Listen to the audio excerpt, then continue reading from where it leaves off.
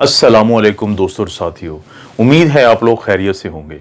इस वीडियो में मैं आपके 2 से 3 ऐसे सवालों की जवाब देने की कोशिश करूंगा जो आप लोगों ने पूछे हैं। और आप लोगों का बहुत शुक्रिया कि आप लोग अब जब कॉल करते हैं या मैसेज पे बात होती है तो आप लोग ज़रूर कोई ना कोई ऐसा सवाल करते हैं जिसका जवाब देना बहुत ज़रूरी होता है। सबसे पहला सवाल है ये। अब दोस्तों ये सवाल ये है कि क्या ये जो आजकल हो रहा है कि लोग 2 से 3 दिन में बीमार होकर खुदा ना खास्ता उनकी जान चली जाती है कोरोना से, तो ये इसमें किस हद तक सच्चाई है? दोस्तों ऐसा बिल्कुल भी नहीं है, बल्कि इसकी दो वजूहात हैं, इसकी दो एक्सप्लेनेशन हैं। दरअसल जो हमारी अलामात होती हैं वो अलामात हैं क्या? वो अलामात हमारे दिफाई निज़ाम और वायरस के दरमियान एक जंग जब शुरू होती है तो उसका एक इजहार होता है हमारी बॉडी का। मैं आपको मिसाल देता हूं कि अगर किसी भी जगह पे एक आर्मी और दहशतगर्द उनकी लड़ाई शुरू हो जाए, जो करीब कुर्बो जवार के लोग होते हैं या करीब रहने वाले लोग होते हैं, उनको कैसे पता चलता है? उनको धुएं से उठने से, उनको गोलियों की आवाज़ें आने से, उनको धमाकों की आवाज़ें आने से पता चलता है कि यहाँ पे दो कुव्वतों के दरमियान जंग जारी है। एक अच्छाई की कुव्वत है और एक बदी की कुव्वत है। ऐसे ही हमारे जिस्म में जब हमारा इम्यून सिस्टम जो एक अच्छाई की कुव्वत है उसकी जंग शुरू होती है कोरोना वायरस से, जो एक बदी की कुव्वत है या एक बुराई का इजहार है, तो उसकी का जो मरीज और उसके साथ वालों को पता चलता है तो वो पता चलता है अलामात से। वो अलामात क्या हैं? उसमें शामिल है बुखार, उसमें शामिल है खुश्क खांसी, उसमें शामिल है जिस्म में दर्द, जोड़ों में दर्द, थकावट और जो हम कहते हैं सेंस ऑफ स्मेल का कम होना या ख़त्म होना, ये सारी चीज़ें। तो अब होता यह है कि दो किस्म के वो मरीज़ हैं जिनमें ये अलामात नहीं पता चलती कुर्बो जवार के लोगों को।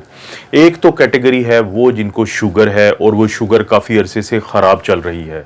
और जिनकी उम्र ज़्यादा है, जो खुदा ना खास्ता कैंसर की दवाइयों पे हैं या किसी भी ऐसी दवाई की वजह से स्टीरॉयड ले रहे हैं, जैसे जोड़ों का दर्द, एसएलई या कुछ और ऐसे प्रॉब्लम्स। अब ये सारे मसाइल की वजह से क्या होता है कि उनका जो दिफाई निज़ाम है, इम्यून सिस्टम है या अच्छाई की कुव्वत है, वो कमज़ोर होती है। जब वायरस चुपके से उनके जिस्म में दाखिल होता है, अपनी तादाद को हमारे जिस्म में जाके बढ़ाता है, तो हमारा इम्यून सिस्टम जितना रिएक्ट करना चाहिए या कुव्वत के साथ रिएक्ट करना चाहिए उतना रिएक्ट नहीं कर सकता। कुछ नौजवान जब ये कहते हैं कि उनको सिर्फ सेंस ऑफ स्मेल आई है और कुछ नहीं आया, इसका मतलब है कि उनका जो दिफाई निज़ाम है उस दिफाई निज़ाम ने बहुत कुव्वत के साथ दुश्मन को ऐसे मारा कि उसके अलावा कोई अलामत आ ही नहीं सकी। ये सब बहुत तेज़ी से हो जाता है। लेकिन क्योंकि शुगर के मरीज़ों में दिफाई निज़ाम इंतहाई कमज़ोर होता है, तो जब वो रिएक्ट नहीं कर पा रहा होता तो उसी दौरान वायरस जिस्म में अपनी तादाद बढ़ाता है, और जब वायरस की तादाद एक ख़ास हद से ज़्यादा बढ़ जाए तो वही दिफाई निज़ाम,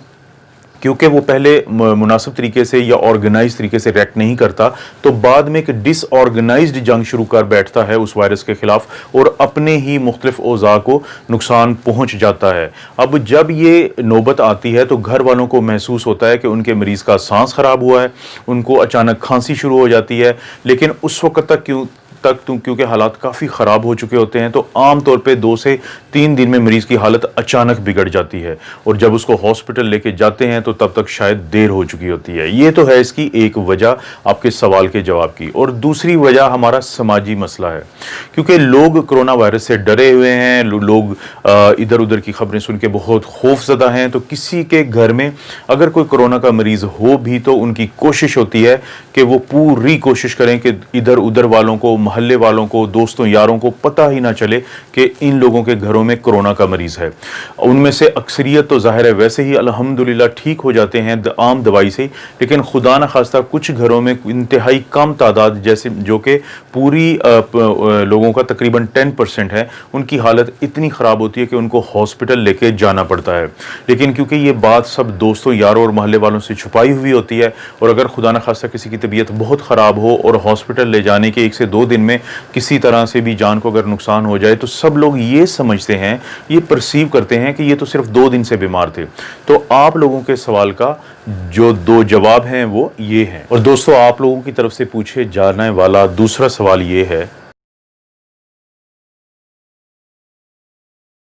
जी दोस्तों, सवाल ये है कि अक्सर मियाँ बीवी में से कोई एक मुझे कॉल करता है या ज़ाहिर है दोनों भी वो बात करते हैं और वो ये कहते हैं कि उनमें से एक का टेस्ट तो पॉजिटिव आया है और दूसरे का टेस्ट नेगेटिव है। साइंटिफिक तौर पे ये मुश्किल है इस चीज़ को मानना कि मियाँ बीवी में से किसी एक को तो पॉजिटिव आ जाए कोरोना और एक को नेगेटिव हो, और चांसेस बज़ाहिर यही लगते हैं कि ये जो नेगेटिव होगा ये फॉल्स नेगेटिव हो सकता है, जिसकी बहुत सारी वजूहात हैं। लेकिन फ़र्ज़ करें कि अगर ऐसा होता है कि मियाँ बीवी में से एक का टेस्ट पीसीआर पॉजिटिव है और एक का नेगेटिव है, तो फिर बात आके रुकती है यहाँ पे कि क्या अलामात हैं उनमें भी जिनका नेगेटिव है या नहीं है। अगर तो उनमें अलामात हैं, और जैसे कि हस्बैंड या वाइफ में से एक का पॉजिटिव है और अलामात हैं और दूसरे में नेगेटिव है लेकिन अलामात हैं, तो यही समझा जाएगा कि ये नेगेटिव जो है ये फॉल्स नेगेटिव है और चांसेस यही हैं कि ये इनको भी कोरोना है। उस सूरत में तो शायद एहतियात की इतनी ज़रूरत ना हो, वो एक ही कमरे में भी स्टे कर सकते हैं और बहुत ज़्यादा इसमें आपस में आइसोलेशन की ज़रूरत नहीं होती। लेकिन अगर फ़र्ज़ करते हैं कि मियाँ बीवी में से एक को पीसीआर पॉजिटिव है और उसकी अलामात भी हैं, लेकिन एक को अलामात भी नहीं है और टेस्ट भी नेगेटिव आया है, तो एज्यूम ये किया जाता है कि शायद उनको नहीं होगा। उस सूरत में किया ये जाता है कि जो हस्बैंड या वाइफ में से जिनका नेगेटिव था वो भी अपने आप को 14 डेज़ के लिए हर सूरत आइसोलेट करेंगे, ताकि अगर अलामात आती भी हैं तो उसका वैसे ही इलाज किया जाए जैसे दूसरे पार्टनर का हो रहा है, जिसमें ज़ाहिर है बुखार के लिए पैनाडोल है, अगर फीवर रहता है, सांस की खराबी है, गले की खराबी है, तो उस सूरत में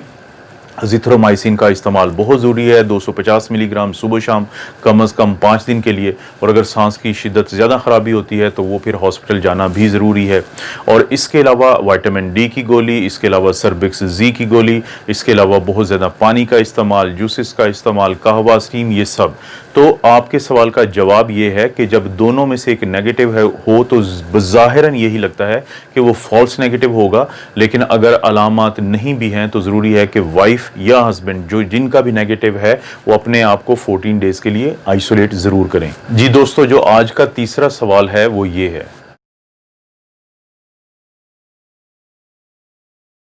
सवाल ये था कि क्या जब, क्योंकि अब बहुत सारे लोगों की तादाद वो सेहतयाबी की तरफ जा रही है, तो लोग ये पूछते हैं कि जब वो सेहतयाब हो रहे हैं, उनको 14 डेज़ गुजर चुके हैं, अब उनमें अलामात नहीं हैं, तो क्या वो विटामिन डी और सर्बिक्स जी को कितने दिन के लिए ले सकते हैं मज़ीद। तो इसका जवाब ये है कि जब आप इस बीमारी से ठीक हो चुके हैं तो उसके 10 दिन के बाद आपको चाहिए कि आप विटामिन डी और सर्बिक्स जी का इस्तेमाल छोड़ दें। इसमें आपको जहन में रखने की ये बात है कि अभी जो हमने इस बीमारी के तनाजुर में देखा है वो ये है कि जो विटामिन डी है वो हमारी सेहत के लिए बहुत ज़रूरी है। आज से पहले की सारी तहकीक ये साबित करती है कि जो विटामिन डी है वो